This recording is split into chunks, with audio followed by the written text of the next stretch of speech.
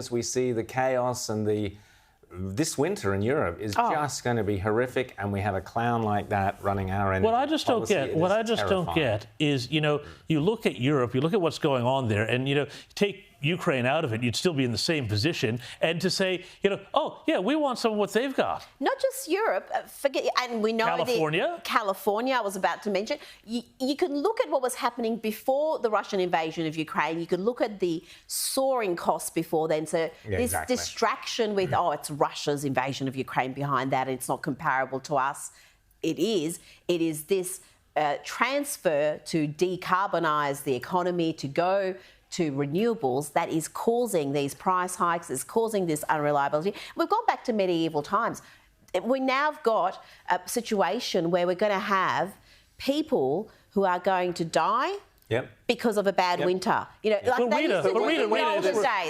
it's worse than this. Rowan, it's worse than this because, they talk about the big reason why Russia's a problem for Europe. Well, it's the natural gas. But you know what? Great Britain gets 4% of its natural gas from Russia, and they're going through exactly the same thing. The Netherlands has huge amounts of natural gas right offshore, and they won't let it be brought up out of the ground because of green policies. And they're going to let people starve and die because of this. And Victoria, the same thing, and they won't get it out of the ground. But listen to Justin Trudeau. This is really insidious, Rita, to your point about Ukraine. They're actually now gloating, these mad lefties, that, oh, yes, Ukraine is accelerating us to this green nirvana. Have a listen.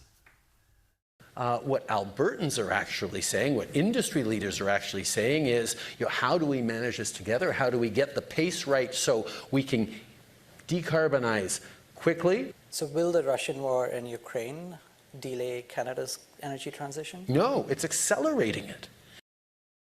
And then we had Bill Gates saying pretty much exactly the same thing. Have a listen to him here.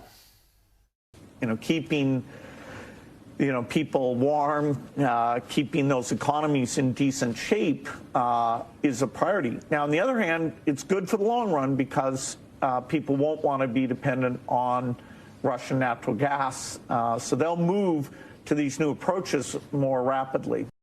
They are enjoying, folks. They are using you. Funny how it all dovetails, isn't it? It all dovetails, doesn't it? Can we just go back to what he said? Nonsense. Keeping people warm is a good thing, but on the other hand, and at that point, I think you stop talking. Exactly. If you've got an other hand in keeping people warm and safe, it's like I believe in free speech, but it's the same sort of lefty maneuver. Exactly. It's even worse. I mean, it's disgraceful.